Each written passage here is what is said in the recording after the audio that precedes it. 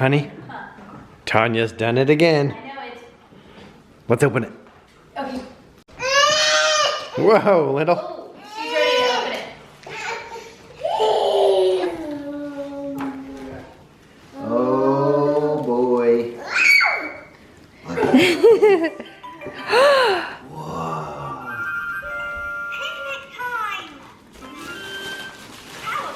Wow. Oh, is that a pail? Let's take this to the beach. Do you want to hear a song? Beach. Picnic basket. Oh, wow. Bear. What is that?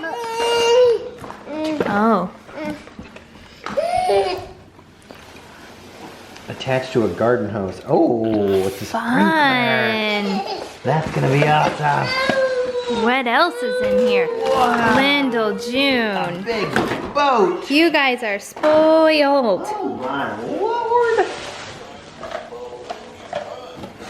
Holy cow. I'll take that. Wow. Wow. What is this? Oh, like a bath? Bath toys, fun. I know. Do you want it open? Say open, please. Open, please. That's good. Okay, I'll open it for you. Hunt Bear needs help. Help me, help me. Okay. And especially for us. Always tell the truth.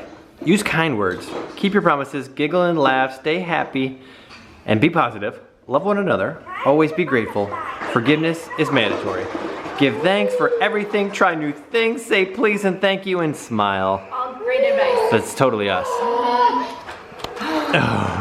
Yeah, this is also perfect for like the color scheme that I'm going for. Exactly. My accent colors are blue and yellow and white.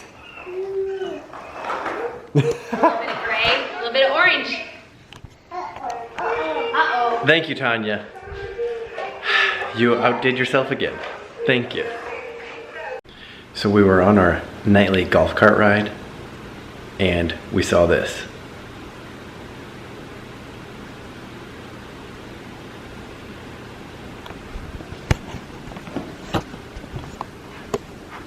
Copperhead Road in our neighborhood.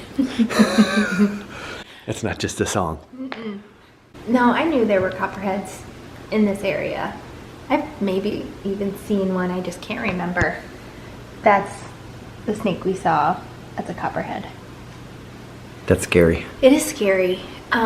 We have a couple of venomous snakes. We have copperheads, we have water moccasins, which are deadly. And then we don't have cottonmouths, do we? I don't think so. I don't think so either. I don't know why I'm thinking that's one. And then we have a lot of really friendly, happy snakes that you want around, like ones that are pest control snakes. Like black snakes are one of those. But yeah, we looped back around to look closer at it, which I wasn't excited about because we were holding the babies. Got a picture, got a video, and then Brad like turns the golf cart around so that the snake is literally a foot from the golf cart on my side. It was scary. It was terrifying. I had no control over the situation, and I'm like holding Lyndall. Like, have you ever seen a snake strike? Yeah, we were. It's like feet. She's being a little dramatic. Oh. But speaking of snake stories, so I absolutely hate snakes. I hate them. But when we lived in South Carolina, our neighbor, Sarah, she called me up and she's like, hey Brad, I caught a snake. I need you to come over and take care of it. As if she just assumes that I know how to take care of snakes. Turns out it was trapped in her netting that she had around her plants, so critters wouldn't get them. So Rachel and I teamed up and we ended up getting that snake out of the, was it still alive or was it dead? It was still alive. Yeah, and we let it go. Yeah, exactly. It was one of those, it was one of those black snakes or whatever. Yeah, we literally cut the thing free, and it went off on its merry way. Yeah. But I was freaked out the whole time. Totally. But it's hilarious that she just like calls me up. She's like, "Hey Brad, I need you to come take care of the snake." She's also Like, what? I mean, she's also like a 75-year-old woman, and like, of course that's what she would do. Yeah. But I like snakes. I hate spiders. Kind of like tigers and I'm the exact opposite. cinnamon.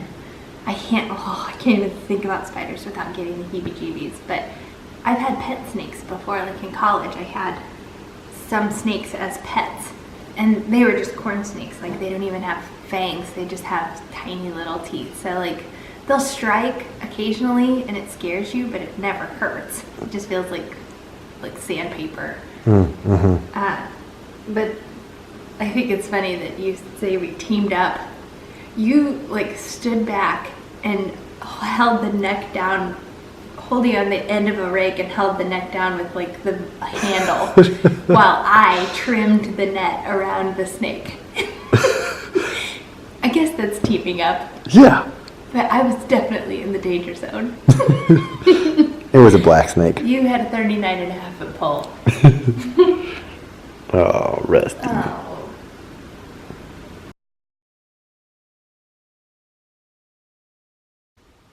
So it's early Tuesday morning.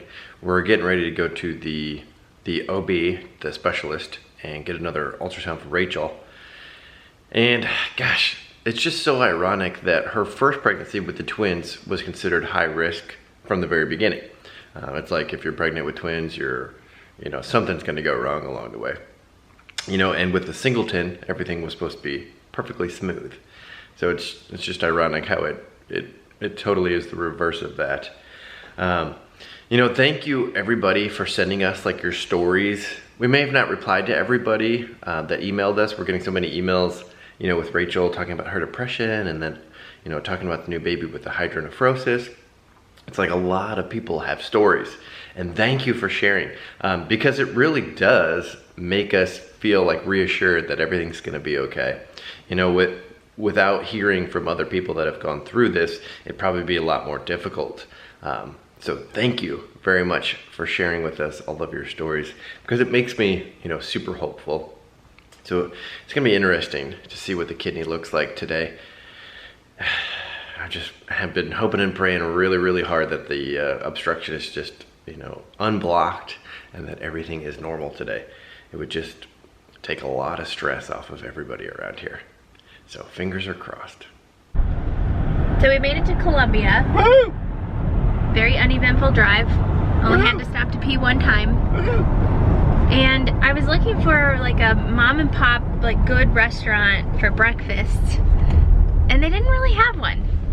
Well, I'm sure there is one. Somewhere, it's one of those things that we needed to like talk to somebody who's familiar with Columbia and ask where we should go. We're going to IHOP. You just can't go wrong. You may have heard of them. Yeah, It's the International House of Pancakes. Is it really international? Are there IHOPs? I'm sure Canada. Yeah, yeah, I guess that would make it international. Let us know if you are not in the US and you have an IHOP. I'm dying to know. I can't wait. We could also Google it. What? So IHOP was like our routine when I was pregnant with the twins. We went every Wednesday night to IHOP. Yes, we did. I fell in love with their pancake syrup. The butter, is it butter? Butter pecan. Pecan? Yeah. Is that what it is? Yeah, and we ordered some from Amazon and just were disappointed. Mm-hmm. It was like a 3-pack for like $32 or something. It was ridiculously expensive, but I'm like, I have to have it. And I needed it more than just Wednesday nights. So we ordered it, and I still have a full bottle of it because it's just not as good. Luckily you didn't have gestational diabetes during that first pregnancy. No kidding. Not that you do now, but. No, but I still have to kind of watch it. The last appointment I had up here, I didn't get nervous until I was here. Slim Chickens. Do they have breakfast? No. The lunch place. And like today, actually, I woke up really nervous, but I'm feeling a little better now. I think because you're with me. Oh, good. Yes. You're welcome. You're like my security blanket. Oh. So we're gonna have breakfast, and then our ultrasound is at 10:30, so that's in an hour. We kind of gotta book it here. But it's like a whole date day. We don't get these very often. No, exactly. We have a babysitter. Yep. It's weird, like being nervous, like being up here for a reason I don't want to be up here, but also like having a whole free day with us to hang out and like being happy about that. It's really weird. It really offsets it. Yeah. Cancels out, so it's basically just a non-existent day. What?